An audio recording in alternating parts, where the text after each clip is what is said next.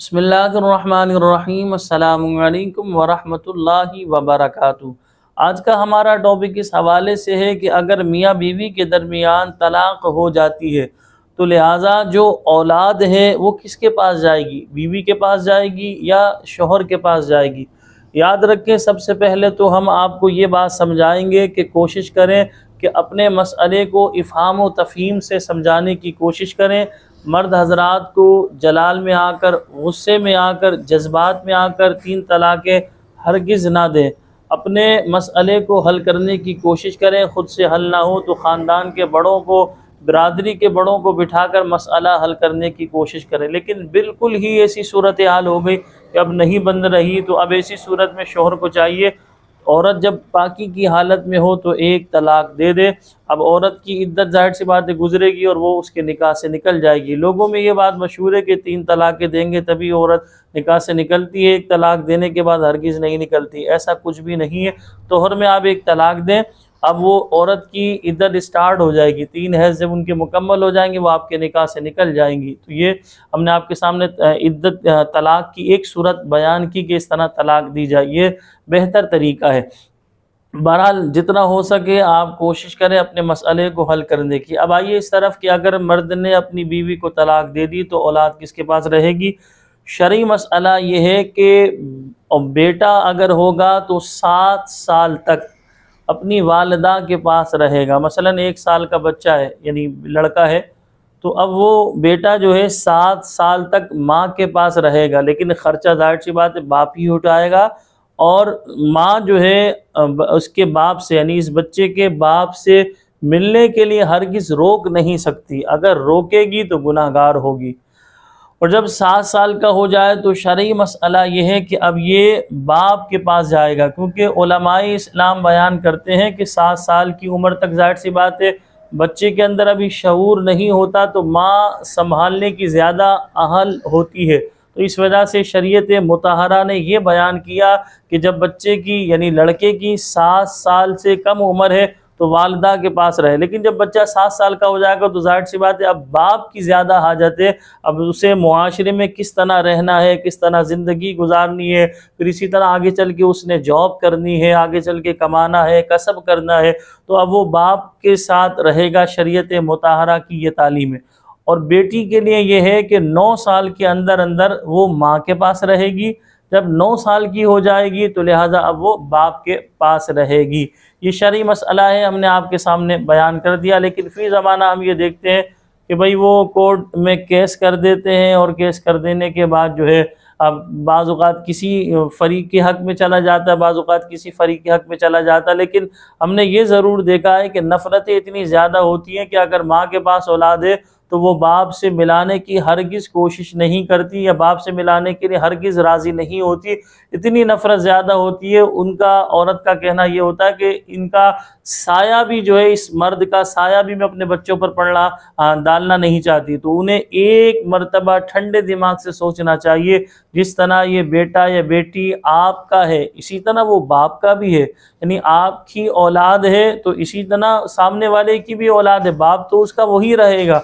नसब तो तब्दील नहीं हो सकता है, बाप तो वही, अगर उसके अंदर ख़राब आदतें हैं, बद किरदार है, लेकिन बाप तो है। तो लिहाजा आप मिलाने से हरगिज़ नहीं रोक सकती। ये शरीयत मुतहरा की तालीम है। एक मरतबा फिर रिपीट कर रहा हूँ कि 7 साल के अंदर अंदर लड़का माँ के पास रहेगा, 9 साल के अंदर अंदर लड़की माँ के पास रहेगी। जब लड़का 7 साल का हो जाएगा, लड़की 9 साल की हो जाएगी, तो अब बाप के साथ रहेंगे। ये शरई मसला है जो हमने आपके सामने बयान किया। लेकिन खुदारा हमारी अपील ये है, गुजारिश ये है, छोटी छोटी बातों की वजह से तलाक देकर अपने घर को तबाह व बर्बाद ना करें। हमने लोगों के केस सुने कि भाई आपने अपनी ज़ौजा को तलाक क्यों दी, या औरत ने बयान से पूछा गया कि भाई आपने अपने शौहर से तलाक जो है क्यों ली, तो उनके रीज़न कोई ऐसे नज़र नहीं आए, शरई रीज़न नज़र नहीं आए। यानी यूँ समझिए 2% अफराद ऐसे हैं कि जिनमें वाकई कोई मजबूरी थी, कोई शरई रीज़न था, लेकिन 98% ये देखा गया कि कोई शरई रीज़न नहीं था। बाज़ दफ़ा मर्द ने गुस्से में अपनी औरत को 3 तलाक़ें दे दी, या बाज़ दफ़ा लड़की के घर वालों ने ज़बरदस्ती इस तरह जो है वो तलाक दिलवा ली, या बाज़ दफ़ा लड़की जो है उसे कहीं और मोहब्बत हो गई, शादी होने के बावजूद भी उन्हें कहीं और मोहब्बत हो गई और इस तरह उन्होंने शौहर से जुदाई इख्तियार कर ली। तो लिहाजा ये दुरुस्त तरीका नहीं। याद रखें, इबलीस का जो तख्त सजता है समंदर पर, उसमें जब इबलीस अपने कारिंदों से जो है कारकर्दगी लेता है, तो कोई बताता मैंने ये कर दिया, मैंने वो कर दिया, तो इबलीस उन्हें शाबाशी नहीं देता।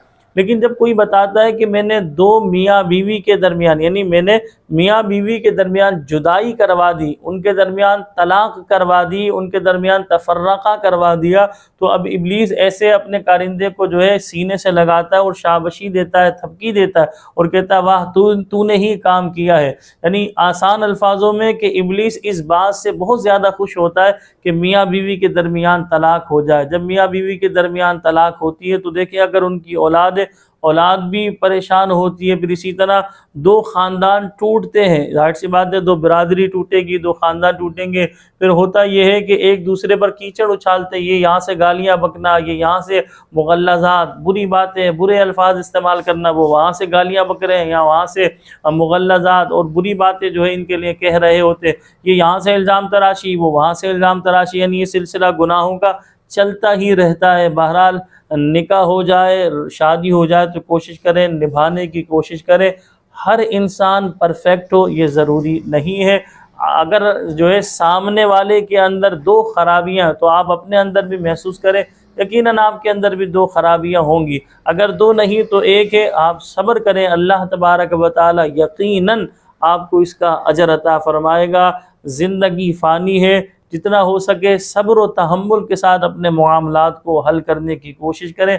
जज्बाती फ़ैसले हरगिज़ ना करें, अपने घर को तबाह व बर्बाद ना करें। ऐसी बहनें जो मुझे समाअत फरमा रही हैं, जो दूसरों को देख कर के फलां की बीवी को देखो, सर से लेकर पैर तक उसके शौहर ने पीला किया हुआ है, गाड़ियों में वो घूमती है, बंगला हर चीज़ उसके पास मौजूद है, मेरी शादी जब से हुई मेरे पास कुछ भी नहीं। तो नाशुक्री ना कीजिए, यह आपका नसीब है।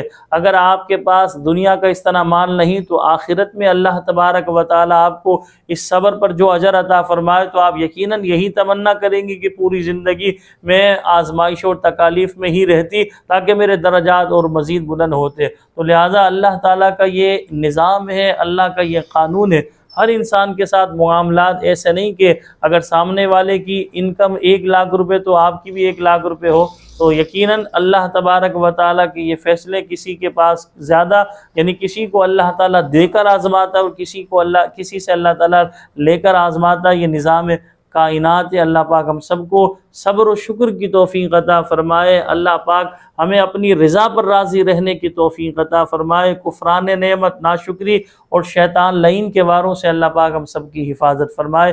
अस्सलामु अलैकुम व रहमतुल्लाहि व बरकातुहू।